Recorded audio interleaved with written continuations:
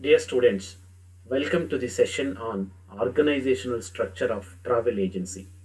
In the previous sessions, okay, in number of sessions, we have discussed about functions of travel agencies. Now we are moving to discuss about the organizational structure of travel agency. Means all the functions what we discussed in the previous sessions, how it is done, okay, what type of experts employees are working in travel agency, okay, so how the organizational structure will be, all this we will be discussing in this present session. ಅಂದರೆ ಕನ್ನಡದಲ್ಲಿ ಕೂಡ ಹೇಳ್ತೀನಿ ನಾನು. Travel ಏಜೆನ್ಸಿಯ ರಚನೆ ಹೇಗಿರುತ್ತೆ, okay. So travel ಏಜೆನ್ಸಿಲಿ ನಾವು ಈ ಹಿಂದೆ ಚರ್ಚಿಸಿರುವ ಹಲವಾರು ಕಾರ್ಯಗಳನ್ನು ಹೇಗೆ ನಿರ್ವಹಿಸ್ತಾರೆ, ಓಕೆ. ಸೊ ಯಾರು ನಿರ್ವಹಿಸ್ತಾರೆ, ಯಾವೆಲ್ಲ ರೀತಿಯ ಎಂಪ್ಲಾಯೀಸ್ ಅಥವಾ ಕೆಲಸಗಾರರು ಟ್ರಾವೆಲ್ ಏಜೆನ್ಸಿಯಲ್ಲಿ ಇರ್ತಾರೆ ಅನ್ನೋದನ್ನ ಈ ಒಂದು ಸೆಷನ್ ಅಲ್ಲಿ ನಾವು ತಿಳ್ಕೊತೀವಿ. ಅದನ್ನ ಆರ್ಗನೈಸೇಷನಲ್ ಸ್ಟ್ರಕ್ಚರ್ ಅಂತ ಕೂಡ ಕರಿತೀವಿ. So the learning objectives of this particular session is to understand the organizational structure and job profiles in travel agency. ಅಂದ್ರೆ ಟ್ರಾವೆಲ್ ಏಜೆನ್ಸಿಯ ರಚನೆ ಮತ್ತು ಟ್ರಾವೆಲ್ ಏಜೆನ್ಸಿಯಲ್ಲಿ ಇರ್ತಕ್ಕಂಥ ಹಲವಾರು ಕೆಲಸಗಳನ್ನ, ಓಕೆ. ಸೊ ಅದರ ಪ್ರೊಫೈಲ್, ಕೆಲಸಗಳ ವಿವರಗಳು ಏನಿದೆ ಅನ್ನೋದನ್ನ ತಿಳ್ಕೊತೀವಿ. To know job description and job specifications in travel agency, okay. So job description ಅಂದ್ರೆ ರೆಸ್ಪಾನ್ಸಿಬಿಲಿಟೀಸ್ ಅಂತ ಹೇಳಿ, ಪ್ರತಿಯೊಂದು ಕೆಲಸದ ರೆಸ್ಪಾನ್ಸಿಬಿಲಿಟೀಸ್ ಏನು, ಪ್ರತಿಯೊಂದು ಹುದ್ದೆಯ. ಆಮೇಲೆ ಜಾಬ್ ಸ್ಪೆಸಿಫಿಕೇಶನ್ ಅಂದ್ರೆ ಆ ಒಂದು ಹುದ್ದೆಗೆ ಬೇಕಾಗಿರುವಂತಹ ಏನು ಅರ್ಹತೆಗಳೇನು, ನಿಗದಿತ ಅರ್ಹತೆಗಳೇನು, ಅದನ್ನ ಕೂಡ ನಾವು ತಿಳ್ಕೊತೀವಿ ಇಲ್ಲಿ. Pre request is to know about tour operator and its function, okay. So travel agency ಮತ್ತು ಟೂರ್ ಆಪರೇಟರ್ಗಳ ಫಂಕ್ಷನ್ಸ್ಗಳ ಬಗ್ಗೆ ತಿಳ್ಕೊಬೇಕಾಗತ್ತೆ ನಾವು. Organisational structure of travel agency, okay. So travel ಏಜೆನ್ಸಿಯ ಆರ್ಗನೈಸೇಷನಲ್ ಸ್ಟ್ರಕ್ಚರ್ ತುಂಬಾ ಚೆನ್ನಾಗಿ ನಿಮಗೆ ಅರ್ಥ ಆಗಲಿ ಅಂತೇಳಿ ನಾನು ಒಂದು ಮಾಡೆಲ್ ಅನ್ನ ಇಲ್ಲಿ, ಓಕೆ. ಸೊ ಒಂದು ಮಾಡೆಲ್ ಅನ್ನ ಒಂದು ಗ್ರಾಫ್ ರೀತಿಯಲ್ಲಿ ನಾನು ನಿಮಗೆ ಇಲ್ಲಿ ತೋರಿಸ್ತಾ ಇದ್ದೀನಿ. I have designed travel agency structure here, okay. So I have draw this travel agency structure by using some of the applications. So travel ಏಜೆನ್ಸಿಯ ಸ್ಟ್ರಕ್ಚರ್ ನೋಡೋದಕ್ಕೆ ಹೀಗಿರುತ್ತೆ. ಸೊ ಯಾವುದೇ ಒಂದು ಆರ್ಗನೈಸೇಷನ್ ಅಲ್ಲಿ ಸ್ಟ್ರಕ್ಚರ್ನ ನಾವು ಪಿರಿಮಿಡಿಕಲ್ ಶೇಪ್ ಅಂತ ಹೇಳ್ತೀವಿ, okay. So it will be like a pyramidical shape ಅಂತ ಹೇಳ್ತೀವಿ. ಪಿರಿಮಿಡ್ ಅಥವಾ ಪಿರಿಮಿಡಿಕಲ್ ಶೇಪ್ ಅಂದ್ರೆ ಟ್ರಯಾಂಗಲ್ ಶೇಪ್ ಅಂತ ಕೂಡ ಹೇಳ್ಬೋದು, ಓಕೆ. ಸೊ ಅಂದ್ರೆ ಟಾಪ್ ಅಲ್ಲಿ ಅದು ತುಂಬಾ ನ್ಯಾರೋ ಆಗಿರುತ್ತೆ, ಕೆಳಗಡೆ ಬರ್ತಾ ಬರ್ತಾ ಅದು ತುಂಬಾ ವೈಡ್ ಆಗ್ತಾ ಹೋಗುತ್ತೆ. ಅಂದ್ರೆ ಟಾಪ್ ಅಲ್ಲಿ ನ್ಯಾರೋ ಅಂದ್ರೆ ಅಲ್ಲಿ authoritative, controlling, okay. So the person who is giving orders will be one person and the people who are receiving will be widening. The people who are receiving order, the people who are actually carrying out the work will be widening. The structure will be widening when it is coming to the bottom of the organizational structure, okay. So ಅಂದ್ರೆ top ಅಲ್ಲಿ ಅದು ತುಂಬಾ narrow ಇರುತ್ತೆ, ಕೆಳಗಡೆ ಬರ್ತಾ ಅದು ತುಂಬಾ wide ಆಗುತ್ತೆ. ಸೊ ಅದನ್ನ ನಾವು ಪಿರಿಮಿಡಿಕಲ್ ಶೇಪ್ ಅಂತ ಹೇಳ್ತೀವಿ. ಈ ಪಿರಿಮಿಡಿಕಲ್ ಶೇಪ್ ಅಥವಾ ಆರ್ಗನೈಸೇಷನಲ್ ಸ್ಟ್ರಕ್ಚರ್ ಅಲ್ಲಿ ಮೂರು ಲೆವೆಲಿನ ಎಂಪ್ಲಾಯ್ಸ್ ಇರ್ತಾರೆ. Top level, middle level and bottom level ಅಂತ ಹೇಳ್ತೀವಿ. Top level is a management, okay. So I can ಸೇ ಕಂಪನಿಯ ಓನರ್ ಆಗಿರ್ಬೋದು ಅಥವಾ ಜನರಲ್ ಮ್ಯಾನೇಜರ್ ಆಗಿರ್ಬೋದು, ಮ್ಯಾನೇಜಿಂಗ್ ಡೈರೆಕ್ಟರ್ ಆಗಿರ್ಬೋದು, ಇವ್ರು ಇರ್ತಾರೆ. ಒಬ್ಬ ಅಥವಾ ಕೆಲವು ಸಮಯ ಅತಿ ದೊಡ್ಡ ಕಂಪನಿ ಆದರೆ ಇಬ್ಬರು ಇರ್ಬೋದು. ಕೆಲವು ಸಲ ಬೋರ್ಡ್ ಆಫ್ ಡೈರೆಕ್ಟರ್ಸ್ ಅಂತ ಕೂಡ ಇರ್ತಾರೆ. ಅಂದರೆ 3 4 ಜನ 5 ಜನ ಬೋರ್ಡ್ ಆಫ್ ಡೈರೆಕ್ಟರ್ಸ್ ಇರ್ತಾರೆ. ಇವರು ಅತಿ ಮುಖ್ಯವಾದಂಥ ನಿರ್ಣಯಗಳನ್ನು ಕೈಗೊಳ್ಳೋದು, ನಿರ್ದೇಶನಗಳನ್ನು ಪಾಸ್ ಮಾಡೋದು, ಅಂದರೆ ಬೇರೆಯವರಿಗೆ ನಿರ್ದೇಶನಗಳನ್ನು ನೀಡೋದು, ಹೇಗೆ ಕೆಲಸ ಕಾರ್ಯಗಳಾಗಬೇಕು, ಪಾಲಿಸಿಯನ್ನು ಮಾಡ್ತಕ್ಕಂಥದ್ದು ಕಂಪನಿಗೆ ಸಂಬಂಧಪಟ್ಟಂಥ ಇಂಥ ಕೆಲಸಗಳನ್ನು ಟಾಪ್ ಲೆವೆಲಲ್ಲಿ ಮಾಡ್ತಾರೆ. ಅವರಿಂದ ಸಿಕ್ಕಂಥ ನಿರ್ದೇಶನಗಳನ್ನು ಪಾಲಿಸ್ಕೊಂಡು ಮಿಡಲ್ ಲೆವೆಲಲ್ಲಿ ಹೇಗೆ ಕೆಲಸ ಕಾರ್ಯಗಳನ್ನು ಮಾಡಬೇಕು, ಆ್ಯಕ್ಚುಲ್ ಆಗಿ ಅವರು ಕೆಲಸ ಕಾರ್ಯಗಳನ್ನು ಮಾಡಿಸ್ತಾರೆ ಕೂಡ. ಅಂದರೆ ಬಾಟಮ್ ಲೆವೆಲಲ್ಲಿ ಏನು ಆ್ಯಕ್ಚುಯಲ್ ಕೆಲಸಗಾರರು ಇರ್ತಾರೆ ಅವರಿಂದ ಕೆಲಸ ಕಾರ್ಯಗಳನ್ನು ಪಡೆದು ಮೇಲಿನವರಿಗೆ ಉತ್ತರಗಳನ್ನು ಹೇಳುವಂಥ answerable, they are answerable to the top level management and they are giving instructions which are received from the top level management and they are passing it to the bottom level. So ಇವರು middle ಲೆವೆಲಲ್ಲಿ top ಲೆವೆಲಿಗೆ answerable ಆಗಿರ್ತಾರೆ. Top ಲೆವೆಲಿಂದ ಬಂದಂಥ ನಿರ್ದೇಶನಗಳನ್ನು ಪಡೆದುಕೊಂಡು bottom level ಇರ್ತಕ್ಕಂಥ ವರ್ಕರ್ಸಿಂದ ಕೆಲಸ ಕಾರ್ಯಗಳನ್ನು ಮಾಡ್ಕೋತಾರೆ. ಸೊ ಈ 3 ಲೆವೆಲ್ ಆಗಿ ಒಂದು ಆರ್ಗನೈಸೇಷನಲ್ ಸ್ಟ್ರಕ್ಚರ್ ಯಾವುದೇ ಕಂಪನಿಯಲ್ಲಾದರೂ ಕೂಡ ಕೆಲಸ ಮಾಡುತ್ತೆ. ಟ್ರಾವೆಲ್ ಏಜೆನ್ಸಿಯಲ್ಲಿ ಕೂಡ ಹಾಗೆ ಇದೆ. ಟ್ರಾವೆಲ್ ಏಜೆನ್ಸಿಯಲ್ಲಿ ಟಾಪ್ ಲೆವೆಲಲ್ಲಿ ಜನರಲ್ ಮ್ಯಾನೇಜರ್ ಇರ್ತಾರೆ. ನಾನು ಜಾಬ್ ಸ್ಪೆಸಿಫಿಕೇಶನ್ ಬಗ್ಗೆ ಕೂಡ ಹೇಳಿದೆ.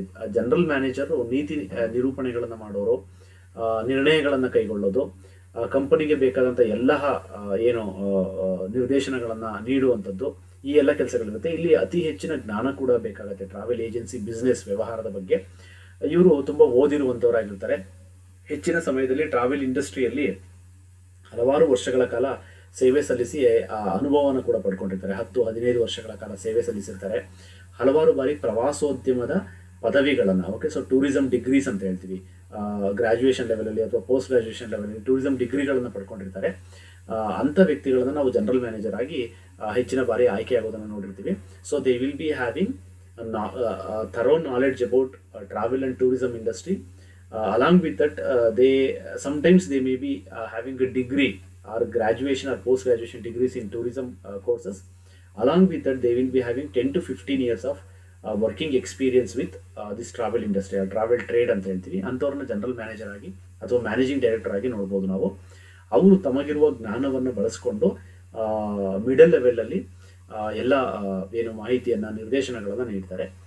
ಮಿಡಲ್ ಲೆವೆಲ್ ಹೈರಾರ್ಕಿಯಲ್ಲಿ ಬರ್ತಕ್ಕಂಥದ್ದು ಹಲವಾರು ವಿಭಾಗಗಳ ಮ್ಯಾನೇಜರ್ಸ್ಗಳು. ಓಕೆ, ಸೊ ನಾವು ಹೇಗೆ ಈ ಹಿಂದಿನ ತರಗತಿಗಳಲ್ಲಿ ತಿಳ್ಕೊಂಡಿದ್ವಿ, ಟ್ರಾವೆಲ್ ಏಜೆನ್ಸಿಯಲ್ಲಿ ಹಲವಾರು ಕಾರ್ಯಗಳನ್ನು ನಿರ್ವಹಿಸ್ತಾರಂತೆ. ಆ ಕಾರ್ಯಗಳಿಗೆ ಅನುಗುಣವಾಗಿ ವಿಭಾಗಗಳನ್ನು ಅಥವಾ ಸೆಕ್ಷನ್ಗಳನ್ನು ನೋಡ್ಬೋದು ನಾವು. ಸೊ ಅತಿ ಪ್ರಮುಖವಾಗಿ ನಾನು ಈ ಕಡೆಯಿಂದ ಹೇಳ್ತೀನಿ ನಿಮಗೆ, ಯಾಕಂದರೆ ರಿಸೆಪ್ಷನಿಸ್ಟ್ ಅನ್ನೋದು ತುಂಬ ಮುಖ್ಯವಾದಂಥ ಕೆಲಸ. ರಿಸೆಪ್ಷನಿಸ್ಟ್ ಯಾಕಪ್ಪ ಅಂದರೆ, ಒಂದು ಟ್ರಾವೆಲ್ ಏಜೆನ್ಸಿಗೆ ಎಂಟ್ರಿ ಆದ ತಕ್ಷಣ ಮೊದಲನೇ ವಿಭಾಗ, ಓಕೆ, ಸೊ ಗ್ರಾಹಕರು ಅಥವಾ ಪ್ರವಾಸಿಗರು ಅಥವಾ ಪ್ರಯಾಣಿಕರು ಯಾವೆಲ್ಲ ಸೇವೆಗಳನ್ನು ಪಡ್ಕೊಳ್ಳೋದಕ್ಕೆ ಟ್ರಾವೆಲ್ ಏಜೆನ್ಸಿ ಒಳಗೆ ಹೋಗ್ತಾರೆ, ಅವರಿಗೆ ಅತಿ ಮುಖ್ಯವಾಗಿ ಸಿಗ್ತಕ್ಕಂಥದ್ದು ರಿಸೆಪ್ಷನ್ ಅಂತ ಹೇಳಿ, ರಿಸೆಪ್ಷನ್ ಏರಿಯಾ ಅಂತ ಹೇಳ್ತೀವಿ. ಅಲ್ಲಿ ಕೆಲಸ ಮಾಡುವಂಥವರಿಗೆ ರಿಸೆಪ್ಷನಿಸ್ಟ್ ಅಂತೀವಿ. ಇಲ್ಲಿ most of the time preferably girls ಅಥವಾ ಲೇಡೀಸ್ ಇಲ್ಲಿ ವರ್ಕ್ ಮಾಡ್ತಾರೆ. ಯಾಕಂದರೆ ಅವರ ಪ್ಲೀಸಿಂಗ್ ಆ್ಯಟಿಟ್ಯೂಡ್, ಉತ್ತಮವಾಗಿ ವೆಲ್ಕಮ್ ಮಾಡೋದು, ಬರಮಾಡಿಕೊಳ್ಳೋದು, ತುಂಬ ಏನು ಪ್ಲೆಸೆಂಟ್ ಆಗಿ, ಪೊಲೈಟ್ ಆಗಿ ಗ್ರಾಹಕರೊಂದಿಗೆ ಮಾತಾಡ್ತಕ್ಕಂಥದ್ದು, ಎಲ್ಲ ಸಂದರ್ಭಗಳಲ್ಲಿ ಪೇಷನ್ಸ್ ಆಗಿ ವ್ಯವಹರಿಸೋದು, ಗ್ರಾಹಕರಿಗೆ ಬೇಕಾದಂಥ ಮಾಹಿತಿಯನ್ನು ತುಂಬ ಚೆನ್ನಾಗಿ ನೀಡೋದು. ಆಮೇಲೆ the pleasing attitude, very well groomed what I can say standards, okay, so personal hygiene, ಇದೆಲ್ಲ ಇರೋದ್ರಿಂದ ಪ್ರಿಫರಬಲಿ ವಿಮೆನ್ ಎಂಪ್ಲಾಯೀಸನ್ನು ಇಲ್ಲಿ ಪ್ರಿಫರ್ ಮಾಡ್ತಾರೆ. Sometimes males also they are working. Okay, so nowadays in hospitality industry, hotel industry, males are also working as receptionist. So ಇವರು ಕಸ್ಟಮರ್ಸನ್ನು ಬರಮಾಡ್ಕೊಳ್ಳೋದು, ನಿಮಗೆ ಯಾವ ರೀತಿಯ ಸಹಾಯ ಬೇಕು ಸರ್, ಯಾವ ಮಾಹಿತಿ ಬೇಕು, ಅವ್ರು ಇಂಥ ಮಾಹಿತಿ ಬೇಕು ಅಂದರೆ ಇಂಥ ವಿಭಾಗಕ್ಕೆ ದಯವಿಟ್ಟು ಹೋಗಿ ನೀವು ಇವರನ್ನು ಕಾಂಟ್ಯಾಕ್ಟ್ ಮಾಡಿ, ಅಥವಾ ಅವರಿಗೆ ಕಾಲ್ಸನ್ನು ಅಥವಾ ಫೋನನ್ನು ಟ್ರಾನ್ಸ್ಫರ್ ಮಾಡ್ತಕ್ಕಂಥದ್ದು, ಅಥವಾ ಇವರು ನಿಮ್ಮನ್ನು ಭೇಟಿ ಮಾಡೋದಕ್ಕೆ ಅಂದರೆ ಈ ರೀತಿಯ ಸೇವೆಗಳನ್ನು ಪಡ್ಕೊಳ್ಳೋದಕ್ಕೆ ಬಂದಿದ್ದಾರೆ, ಇವರನ್ನು ನಿಮ್ಮ ಬಳಿ ಕಳಿಸ್ತಾ ಇದ್ದೀನಿ ಅಂತ ಹೇಳೋದು. ಈ ಎಲ್ಲ ಕೆಲಸಗಳನ್ನು ಅವರು ತುಂಬ ಪೊಲೈಟಾಗಿ ಮಾಡೋದ್ರಿಂದ ಅದಕ್ಕೆ ರಿಸೆಪ್ಷನ್ ಏರಿಯಾ ಅಂತ ಹೇಳ್ತೀವಿ. Reception is like very important and crucial department or section in the travel agency or sometimes in the hotel also, because in the reception area they are creating the first impression about the whole organization. ಇಡೀ ಒಂದು ಆರ್ಗನೈಸೇಷನ್ಗೆ, ಸಂಸ್ಥೆಗೆ ಮೊದಲನೇ ಏನು image ಇದೆ ಅದನ್ನು create ಮಾಡ್ತಕ್ಕಂಥದ್ದು ರಿಸೆಪ್ಷನಲ್ಲಿ. So ಹಾಗಾಗಿ reception ತುಂಬ ಇಂಪಾರ್ಟೆಂಟ್ ಆಗುತ್ತೆ. ಅದಾದ ನಂತರ ಹಲವಾರು ವಿಭಾಗಗಳು ಬರುತ್ತೆ. ಅಲ್ಲಿ ಸೇಲ್ಸ್ ಅಂತ ಒಂದು ವಿಭಾಗ ಇದೆ. ಅವರು ಆ್ಯಕ್ಚುಲ್ ಆಗಿ ಎಲ್ಲ ಸೇವೆಗಳನ್ನು ಸೇಲ್ಸ್ ಅಂದರೆ ಸೇವೆಗಳನ್ನು ಮಾರಾಟ ಮಾಡುವಂಥದ್ದು, ಅತಿ ಮುಖ್ಯವಾಗಿ ಪ್ರವಾಸಗಳನ್ನು. ಓಕೆ, ಸೊ ನಾವು ಹಿಂದೆನೇ ತಿಳ್ಕೊಂಡಿದ್ದೀವಿ ಹಲವು ರೀತಿಯ ಪ್ರವಾಸಗಳಿದೆ. ಆ ಪ್ರವಾಸಗಳನ್ನು ಮಾರಾಟ ಮಾಡುವಂಥ ವಿಭಾಗ, ಅಲ್ಲಿ ಒಬ್ಬರು ಮ್ಯಾನೇಜರ್ ಇರ್ತಾರೆ. ಇಲ್ಲಿ ಜನರಲ್ ಮ್ಯಾನೇಜರ್ನ ಕೆಳಗೆ ಬರ್ತಕ್ಕಂಥ ಮ್ಯಾನೇಜರ್ ಇವರು. ಜನರಲ್ ಮ್ಯಾನೇಜರ್ನಿಂದ ನಿರ್ದೇಶನಗಳನ್ನು ಏನು ಸೂಚನೆಗಳನ್ನು ಪಡ್ಕೋತಾರೆ. ತಮ್ಮ ಕೆಳಗೆ ಕೆಲಸ ಮಾಡುವಂಥವರಿಗೆ ಆ ಸೂಚನೆಗಳನ್ನು ನೀಡ್ತಾರೆ. ಒಟ್ಟಾರೆಯಾಗಿ ಇಡೀ ತಂಡದ ನಾಯಕನಾಗಿ ಕೆಲಸ ಕಾರ್ಯಗಳನ್ನು ನಿರ್ವಹಿಸ್ಕೊಂಡು ಹೋಗ್ತಾರೆ. Manager sales will be expert in that particular area. Okay, so ಪ್ರವಾಸಗಳ ಬಗ್ಗೆ ಜ್ಞಾನ, ಪ್ರವಾಸಗಳನ್ನು ಹೇಗೆ ಮಾರಾಟ ಮಾಡಬೇಕು, ಪ್ರವಾಸಗಳ ಬಗ್ಗೆ ಏನಾದರೂ ಪ್ರಶ್ನೆಗಳು ಉದ್ಭವ ಆದರೆ ಜನರಿಗೆ ಅಥವಾ ಪ್ರವಾಸಿಗರಿಗೆ ಅದನ್ನು ಉತ್ತರಿಸೋದು, ಅಲ್ಲಿ ಬರ್ತಕ್ಕಂಥ ಹಲವಾರು ತಾಂತ್ರಿಕ ಅಂಶಗಳು, ಇದರ ಬಗ್ಗೆ ತುಂಬ ಸಂಪೂರ್ಣವಾದಂಥ ಜ್ಞಾನ ಇರುತ್ತೆ. ಅವರ ಅಧೀನದಲ್ಲಿ ಹಲವಾರು ಅಸಿಸ್ಟೆಂಟ್ಸ್ಗಳಿರ್ತಾರೆ. ಅಲ್ಲಿ ನಾನು ಅಸಿಸ್ಟೆಂಟ್ ಅಥವಾ ಅಸಿಸ್ಟೆಂಟ್ಸ್ ಅಂತ ಹೇಳಿ ಒಂದು ಸ್ಲ್ಯಾಶನ್ನು ಹಾಕಿ ಕೊಟ್ಟಿದ್ದೀನಿ. ಯಾಕಂದರೆ ಇದು ಆ ಟ್ರಾವೆಲ್ ಏಜೆನ್ಸಿಯ ಗಾತ್ರದ ಆಧಾರದ ಮೇಲೆ, the size of the travel agency, volume of business, okay, so ಅವರು ನಿರ್ವಹಿಸುವ ಒಟ್ಟು ವ್ಯವಹಾರದ ಆಧಾರದ ಮೇಲೆ ಇಲ್ಲಿ ಸಂಖ್ಯೆಗಳು ಹೆಚ್ಚಾಗ್ತಾ ಹೋಗ್ತವೆ. ಸಣ್ಣ ಟ್ರಾವೆಲ್ ಏಜೆನ್ಸಿ ಆದರೆ ಒಬ್ಬನೇ ಒಬ್ಬ ವ್ಯಕ್ತಿ ಇರ್ಬೋದು ಅಸಿಸ್ಟೆಂಟ್ ಆಗಿ.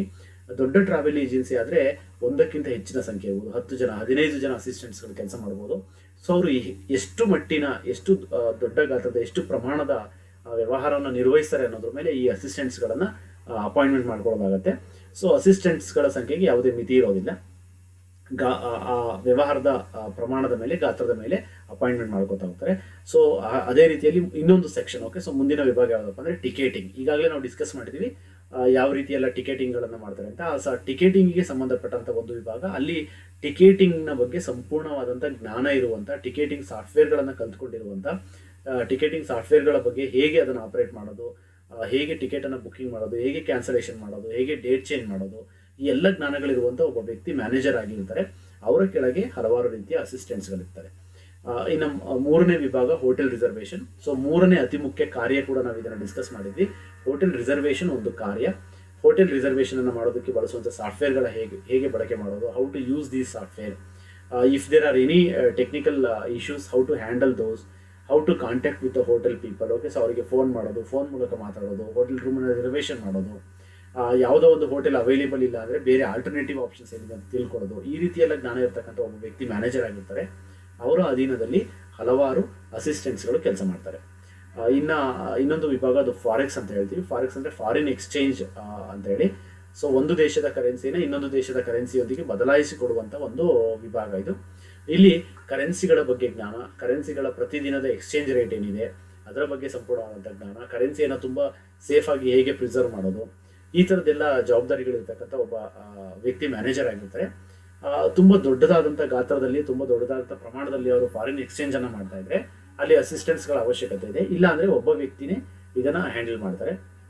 ಇನ್ನೊಂದು ವಿಭಾಗ ಅಂದರೆ ಪಾಸ್ಪೋರ್ಟ್ ಆ್ಯಂಡ್ ವೀಸಾಗೆ ಒಂದು ವಿಭಾಗ.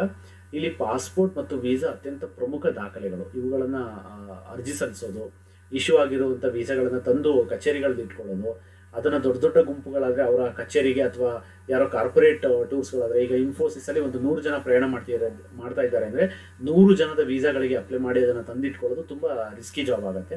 ಸೊ ಹಾಗಾಗಿ ಒಂದು ಮ್ಯಾನೇಜರ್ ಮತ್ತು ಈ ರಾಯಭಾರ ಕಚೇರಿಗಳಿಗೆ ಹೋಗೋದು, ಎಂಬಸಿಗಳಿಗೆ ಹೋಗೋದು, ಅಪ್ಲಿಕೇಶನನ್ನು ಸಲ್ಲಿಸೋದು, ಇಶ್ಯೂ ಆದಂಥ ವೀಸಾಗಳನ್ನು ವಾಪಸ್ ತಂದಿಟ್ಕೊಳ್ಳೋದು, ಅದನ್ನು ಗ್ರಾಹಕರಿಗೆ ತಲುಪಿಸೋದು, ಈ ಎಲ್ಲ ಕೆಲಸಗಳನ್ನ ಮಾಡೋದಕ್ಕೆ ಒಂದಷ್ಟು ಜನ ಅಸಿಸ್ಟೆಂಟ್ಸ್ಗಳಿರ್ತಾರೆ.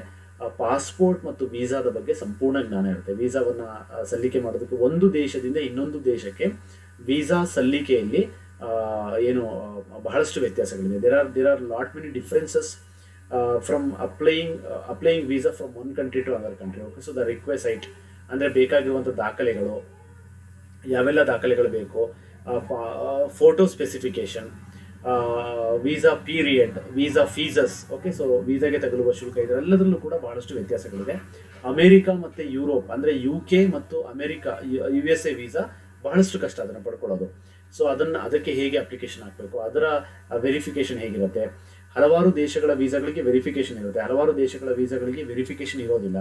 ಕೆಲವು ದೇಶಗಳಲ್ಲಿ ವೀಸಾ ಆನ್ ಅರೈವಲ್ ಅಂತ ಹೇಳ್ತೀವಿ. ಅಂದರೆ ಬೇಕಾದಂಥ ಎಲ್ಲ ದಾಖಲೆಗಳನ್ನು ತಗೊಂಡು ಆ ದೇಶದ ಏರ್ಪೋರ್ಟ್ಗಳಿಗೆ ಹೋದಾಗ ಅಲ್ಲಿ ಹೋಗಿ ಏರ್ಪೋರ್ಟ್ಗಳಲ್ಲಿ ಇಳಿದ ನಂತರ ವೀಸಾವನ್ನು ಸ್ಟ್ಯಾಂಪ್ ಮಾಡ್ತಾರೆ.